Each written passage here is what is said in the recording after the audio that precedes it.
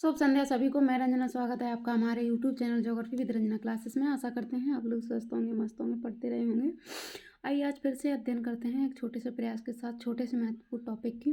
यहाँ से विविध प्रतियोगी परीक्षाओं में प्रश्न पूछे जाते हैं। परीक्षा की दृष्टि से बेहद महत्वपूर्ण टॉपिक है। आइए शुरुआत करते हैं। आज का विषय है तापमान वितरण को नियंत्रित करने वाले कारक। देखिए, तापमान हम एक वीडियो बना चुके हैं तापमान पर। अगर अब तक आप लोग तापमान वाली वीडियो नहीं देखे हैं तो कृपया प्लेलिस्ट में जाकर तापमान वाली वीडियो देखें और तापमान को समझें। तापमान क्या है और उसके वितरण को नियंत्रित करने वाले कारक क्या हैं। आइए देखते हैं तापमान का वितरण। तापमान का वितरण जो होता है दो प्रकारों से होता है। इसमें क्षैतिज और लंबवत। क्षैतिज तापमान वितरण वो होता है जो धरातल पर होता है, सरफेस पर, और लंबवत वो होता है जो महासागरीय जल के तापमान का मापन होता है। जैसे महासागरीय जल होता है उसके तापमान को लंबवत वितरण कहते हैं। जैसे उसमें थोड़ा सा समझ लीजिए, महासागरीय जल के तापमान वितरण में 2000 मीटर की गहराई तक क्या होता है, तापमान तेजी से बढ़ता है और 180 मीटर की गहराई तक के 16 डिग्री सेल्सियस तापमान ही रह जाता है। और 2000 मीटर की गहराई पर जो तापमान घटता है वो घटकर 2 डिग्री सेल्सियस ही रह जाता है। लेकिन ध्यान रखिए, 4000 मीटर की गहराई पर, नीचे समुद्र में 4000 मीटर की गहराई पर तापमान केवल 0.4 डिग्री सेल्सियस ही घटता है। वहाँ पर 1.6 डिग्री सेल्सियस तापमान पाया जाता है। आइए देखते हैं, आप लोग तापमान का लंबवत और क्षैतिज वितरण समझ गए होंगे। अब आइए देखते हैं तापमान के वितरण को नियंत्रित करने वाले कारक। तो तापमान किसी स्थान पर वायु जो तापमान होता है इन कारकों पर, अर्थात ये कारक उसको कहते हैं प्रभावित।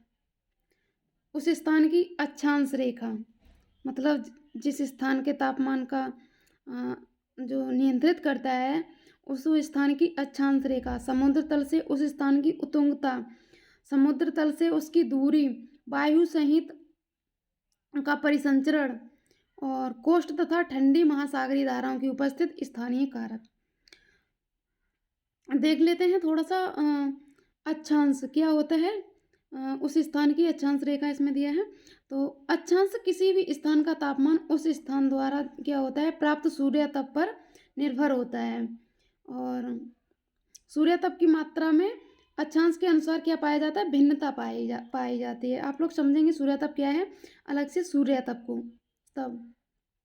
और उत्तुंगता, और देख लीजिए उत्तुंगता क्या होता है, वायुमंडल में जो पार्थिव विकिरण द्वारा नीचे की परतों को क्या होता है, पहले से गर्म होती हैं पहले। यही कारण है कि समुद्र तल के पास के जो स्थानों पर तापमान अधिक, ऊंचे भाग में स्थित स्थानों पर तापमान क्या होता है, कम होता है।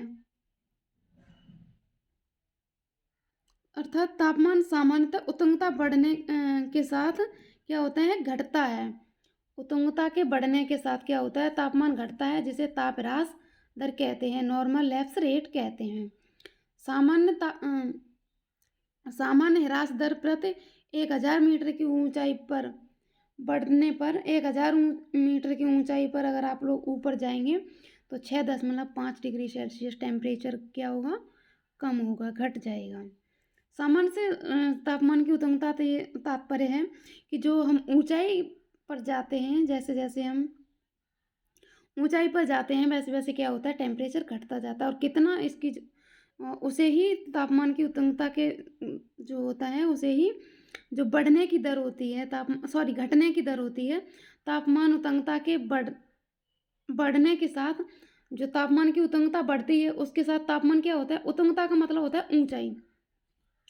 उत्तुंगता के बढ़ने के साथ साथ तापमान क्या होता है, घटता है। इसे ही ताप ह्रास दर कहते हैं। और ये कितना बढ़ता है, ये ध्यान रखिएगा, 1000 मीटर की ऊंचाई, ये बहुत पूछा जाता है। 1000 मीटर की ऊंचाई बढ़ने पर, जैसे हम 1000 मीटर की ऊंचाई पर पहुंचे हैं तो वहाँ का जो टेम्परेचर क्या होगा, 6.5 डिग्री सेल्सियस घट जाएगा।